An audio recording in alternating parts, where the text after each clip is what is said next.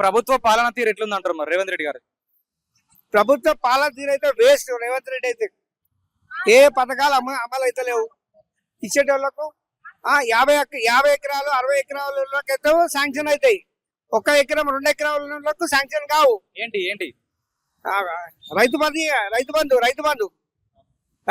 1 ఎకరం 2 ఎకరాలకు శాంక్షన్ కావు. 50 ఎకరాలు 60 ఎకరాలు 20 ఎకరాలు ఉన్నోడికి అవుతాయి. మన చిన్నోడు ఎప్పుడు బతకాలి? పెద్దోడికే ఇస్తా ఉంటే ఎప్పుడు బతకాలి? అది మేము అడిగేది. ఇంత ముందు దొరలెక్కలు కాదు, ఇప్పుడు అర్హులైన వాళ్ళకే ఇస్తామని చెప్తుండగా మరి సార్. అరువులు అంటే వాళ్ళు అరువులు కారా? 1 ఎకరం 2 ఎకరాలు అరువులు కారా? వాళ్ళకు కూడా ఫస్ట్ చిన్నోళ్ళకి ఇచ్చినాక పెద్దోళ్ళకి ఇవ్వాలి. అది మేము అనేది. ఏం పాలన? అన్ని రెడ్డి పాలన. బీసీ పాలన అసలే లేదు. బీసీలకు బీసీ మినిస్టర్లు లేరు, ఎవరు లేరు. అంతా రెడ్డిల పాలన. కానిస్టేబుల్ ఎస్ఐ కాడికేజ్ కూడా అంతా రెడ్డిలే. ఏ గవర్నమెంట్ ఆఫీసులకు అంతా రెడ్డిలే. ఇప్పుడు ఈయన ఎన్టీఆర్ మార్కెట్ ఆఫీస్ అయినా కూడా రెడ్డి. మిగతా ఎవరికి ఇయ్యరా జాబులు? పుట్టి రెడ్డిలకే ఇస్తారా? రెడ్డి ఎవడో బతకాలా? ఇంకా మిగతా ఎవరు బతుకోద్దా? ఏం చేయాలి మిగతా? కానీ ప్రజలే కానీ ఓట్లేసి వాళ్ళని గెలిపించింది. ప్రజలు ఓట్లేసినాము, కరెక్టే. ఓట్లేసినాము గరీబోళ్ళకే. ఏ ఒక్క కారు ఉన్నాడు ఓటొచ్చి చేస్తారా? 40% 30% కన్నా ఓట్ పర్సెంటేజ్ గానే కాదు. ఆ 30% మిగతా గరీబోళ్ళే ఉంటారు. మళ్ళీ మిగతా 60% ఎవరైతే ఓటేసారో వాళ్ళకే రైట్స్ ఉండాలి. 60 ఎవరికైతే ఓటు వేయలేదో వాళ్ళకి తీసేయాలి. ఆధార్ కార్డు కూడా ఇవ్వద్దు అని నేనే అంటున్నా. ఎవరైతే ఓటు వేసిరో వాళ్ళకి ఆధార్ కార్డు ఇవ్వాలి. మిగతా వాళ్ళకి ఆధార్ కార్డు అందరినీ తీసేసేయాలి. అది లెక్క. అప్పుడైతే ఓటింగ్ పర్సెంట్ అందరికి వస్తుంది. నేను అంటున్నా రేవంత్ రెడ్డి పాలన అయితే విపరీతమైన వేస్ట్. మొత్తం రెడ్డి పాలన ఏం లేదా. కానీ ఇస్తుండు కానీ సన్నబియ్యం ఇస్తుండు, మహిళలకు ఫ్రీ బస్ ఇస్తారు, ఇవన్నీ ఇస్తారు కదా. ఫ్రీ బస్సు ఏం బస్సు? వాళ్ళ 50 బస్సులలో 4 బస్సులతో ఫ్రీ బస్సులు ఇస్తే మిగతా వాళ్ళు ఏం కావాలి? ఇప్పుడు అప్పుడు ఏం మంచి జరిగింది, ఇప్పుడు ఏం మంచి జరుగుతలేదు చెప్పు. ఇప్పుడు ఏం మంచి జరుగుతుందంటే ఫ్రీ బస్సులు ఓన్లీ మన హైదరాబాద్ లోనే తిరుగుతున్నాయి.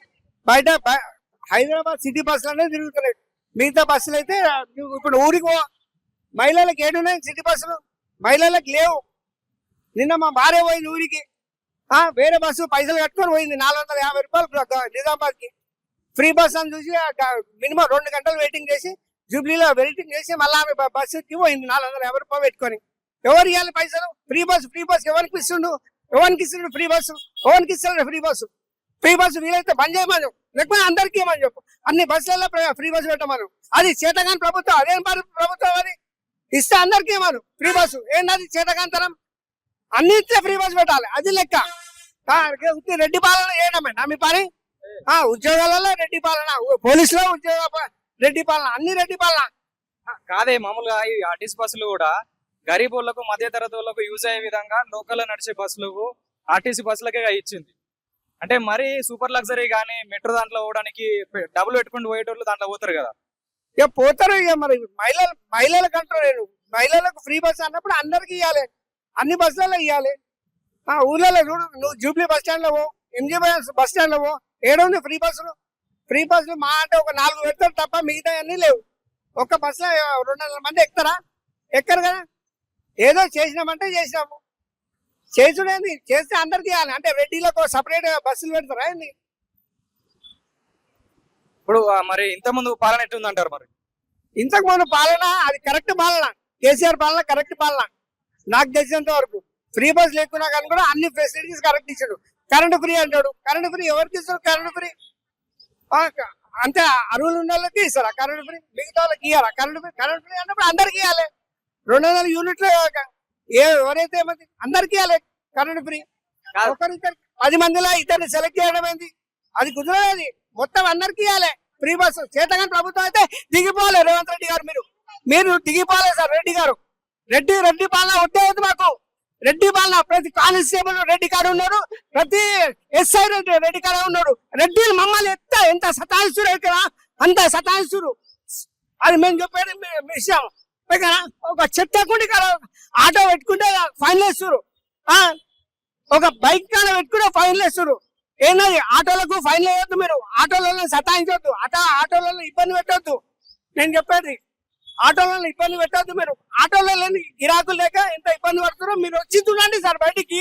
మీరు ఎప్పుడైనా ఆర్టీసీ బస్ ఎక్కితేగా గెలిచేది.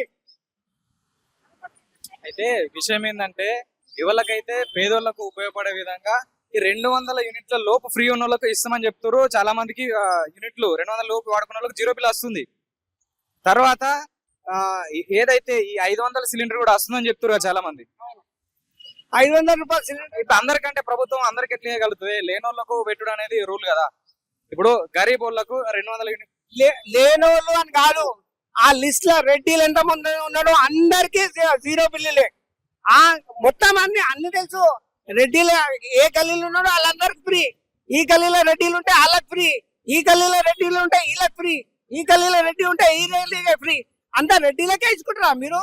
మాకు తెలుసు సార్, మీరు రేవంత్ రెడ్డి గారు ఇంత అన్యాయం చేయొద్దు. మీరు చేస్తే అందరికి కరెక్ట్ చేయాలి.